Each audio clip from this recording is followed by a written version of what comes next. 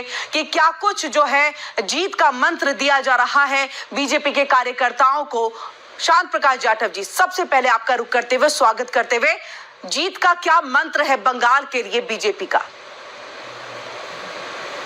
देखिए, सही मायने में तो भारतीय जनता पार्टी का जो काम करने की शैली है पूरे देश में एक समान है। और शुरुआती जो सीढ़ी है, जो बूथ प्रबंधन, वहां से हम काम को शुरू करते हैं। वहां पर बूथ प्रबंधन पर बूथ संयोजक, बूथ अध्यक्ष और बूथ पर पूरी रचना, 1000 से 1500 के करीब वोट रहता है एक बूथ पर। उस बूथ पर हम कम से कम 35 से 40 कार्यकर्ताओं को नियुक्त करते हैं, सुनिश्चित करते हैं कि वो अपने अपने जो बूथ है उस पर पूरा 100% लोगों को उपलब्ध रहे, उनको जानकारियां दें, किस प्रकार की जो है योजनाएं सरकार दे रही है उसके संदर्भ में बताएं, और साथ ही साथ उनका वोट सुनिश्चित रूप से भाजपा के पक्ष में डले, इसकी चिंता वोट डलने के आखिरी दिन तक हम करते हैं, आज के समय तक जी। और ये प्रबंधन जो है पूरे देश में है। उसी रचना को पश्चिम बंगाल में भी हमने अभी शुरू कर दिया है। और अभी शुरू कर ऐसा नहीं तो अनवरत चल ही रहा, मगर इसको और सुदृढ़ करने के लिए कुछ जोन में बांट करके मैं एक जी। शांत प्रकाश जी, आपकी आवाज नहीं आ रही है, हम दोबारा से वापस लौटेंगे आपके पास जी। आपके ओपन कह रहे हैं शांत प्रकाश जाटव जी, नहीं, हम खुले मन से कह रहे हैं कि आप पब्लिक प्लेस में डिबेट कर लीजिए। अगर आप इतने ही मजबूत हैं तो आप निश्चित तौर पे इलेक्ट्रॉनिक, ठीक है, जवाब ले लेते हैं शांत प्रकाश जाटव जी। आप जीतेंगे, इसमें तो कोई किंतु परंतु नहीं है ना। आप अगर जमीन पे आप कोर्ट में सबूत है, कोर्ट में नहीं जाते हैं, मीडिया के सामने आते हैं, और जब इसके बाद ये कहा जाता है कि आप जाइए वहां पर कोर्ट में सबूत को पेश करिए, तो उसमें भी तो पीछे हट जाते हैं ना राहुल गांधी। मैं चाहूंगी शांत प्रकाश जाटव जी इसका जवाब। सबूत दिए जा चुके हैं। देखिए किरण जी, कांग्रेस की स्थिति बहुत ज्यादा बुरी है। एक तरीके से मुंह में छछूंदर लेने वाली बात है कि उगलना है या निगलना है। जिस तरीके से राहुल जी का उस दिन का बयान आपने देखा हो, तो उसमें उन्होंने ऐसे चैलेंज किया कि बाहर आप जो है प्रेस पर, अरे जहां पर बहस करनी है वहां बहस करो ना, और सरल भाषा में कर लो अगर नहीं समझ में आ रहा है विषय। वहां पर पूरी तरीके से जो क्वेश्चन उन्होंने रखे, उन क्वेश्चंस को गृह मंत्री जी ने स्पष्ट रूप से बता रहे थे, मगर जैसे ही वो बयान जो है वो सुनने की बारी आई, ये मैदान छोड़ करके भाग गए।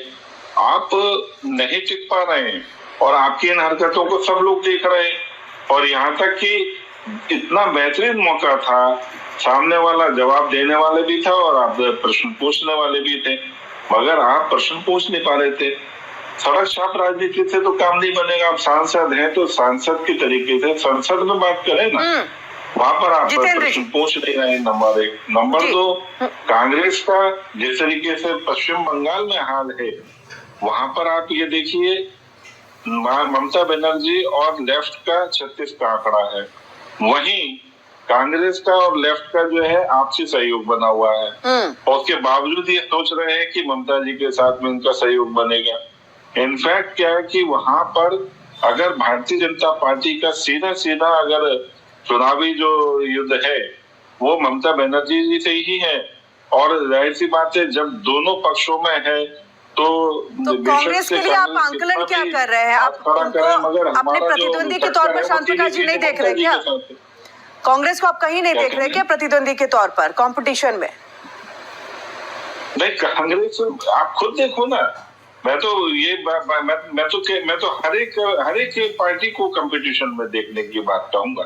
जो भी चुनाव लड़ना आता है वो, लेकिन कांग्रेस को नहीं जी। जितेंद्र जी, कांग्रेस जो है कांग्रेस को नहीं देखा, तय नहीं कर पा रही ना कि हम लेफ्ट के साथ में चले कि हम ममता जी के साथ में चले।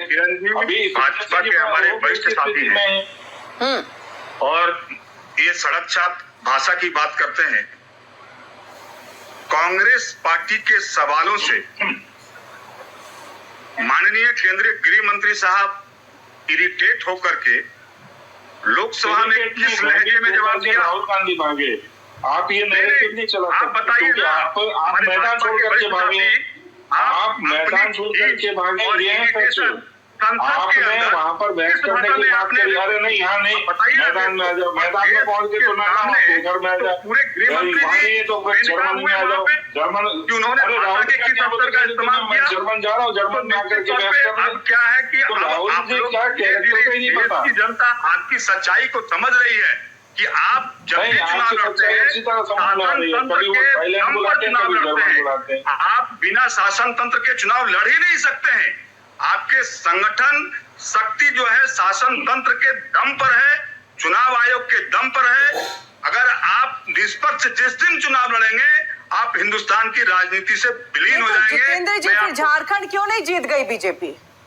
नहीं, झारखंड, कर्नाटक, निश्चित तौर पे किरण जी झारखंड इसलिए नहीं जीत पाई कि इनके तमाम हथकंडे जो ये अपनाते हैं वो हथकंडे झारखंड की जनता ने चलने नहीं दिया, और जब झारखंड की जनता ने जब चलने नहीं दिया तो निश्चित तौर पे ये झारखंड में मतलब बाकी की जनता, लोकसभा चुनाव में जनता बेवकूफ, हरियाणा की जनता बेवकूफ, महाराष्ट्र की जनता बेवकूफ, मात्र महज झारखंड की जनता है जो उन्होंने इस तरह से बीजेपी के हथकंडे को चलने नहीं दिया है। हम चाहेंगे जी, ठीक है, चुनाव वो एक तजुर्बा देता है, और पिछला जो चुनाव है उसमें हमें एक तजुर्बा मिला कि हमने जिस रणनीति से वो चुनाव लड़ा, स्वाभाविक बात है उसमें हम 77 पर सीमित हुए, अब उससे बेहतर कर पाए, वहां पर सरकार बना पाए, तो रणनीति भी बदली जाएगी और किस तरीके से अटैक करना है वो भी सोचा जाएगा, उसके ऊपर भी प्लानिंग होगी, और इसके लिए हम लोग काम कर रहे हैं।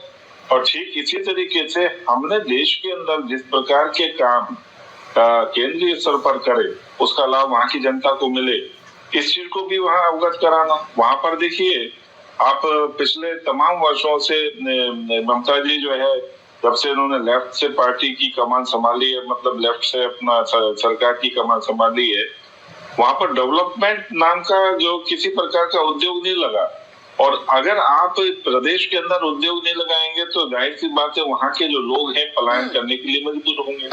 वहाँ पर जूट इंडस्ट्री की हालत खराब है, जूट इंडस्ट्रियां जो है वो बंद है।